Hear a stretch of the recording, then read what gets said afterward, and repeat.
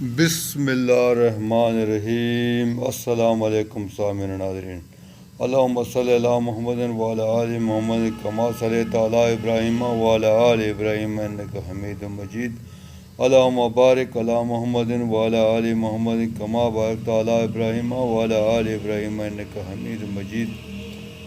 سامعین ناظرین، آج کا جو ہمارا ٹاپک ہے وہ کولیسٹرول، بلڈ کلاٹس یعنی خون کے گاڑھا پن کے بارے میں۔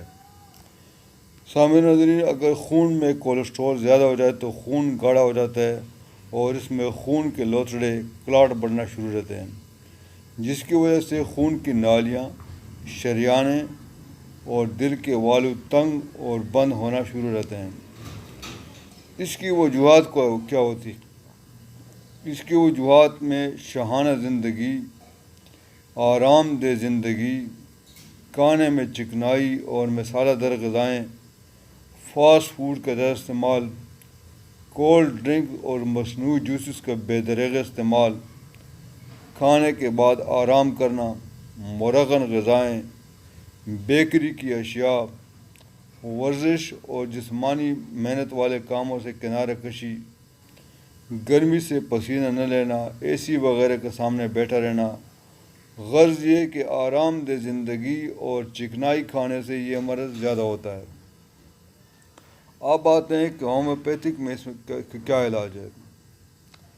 تو اس کی سب سے بڑی جو پہلی میڈیسن ہے وہ ہے سیانتس۔ یہ دوا کلاٹس کو تحلیل کرتی ہے اور خون کو گاڑھا نہیں ہونے دیتی۔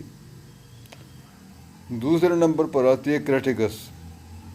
یہ دوا خون کی نالیوں کو کولیسٹرول سے صاف کرنے کے لیے، اس کا بھی کوئی ثانی نہیں ہے۔ اسپیڈوسرما۔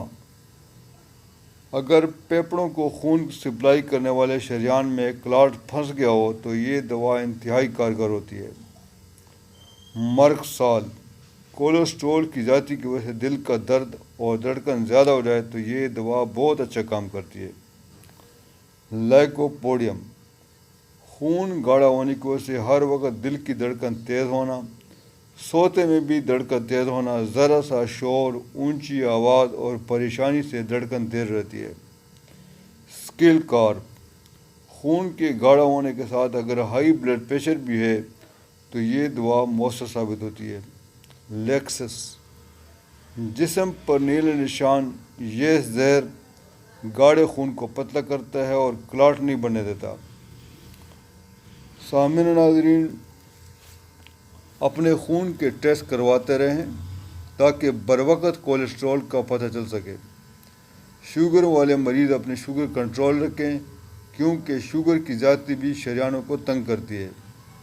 محنت والے کام شوق سے کیا کریں، متوازن غذا کھائیں، ورزش اور صبح کی سیر لازمی کریں۔ تو سامعین ناظرین، امید ہے کہ آج کی ویڈیو سے آپ کو فائدہ ہوا ہوگا۔ مجھے اپنے دعا میں یاد رکھیے گا اور اپنا بہت زیادہ خیال رکھیے گا۔ اللہ حافظ۔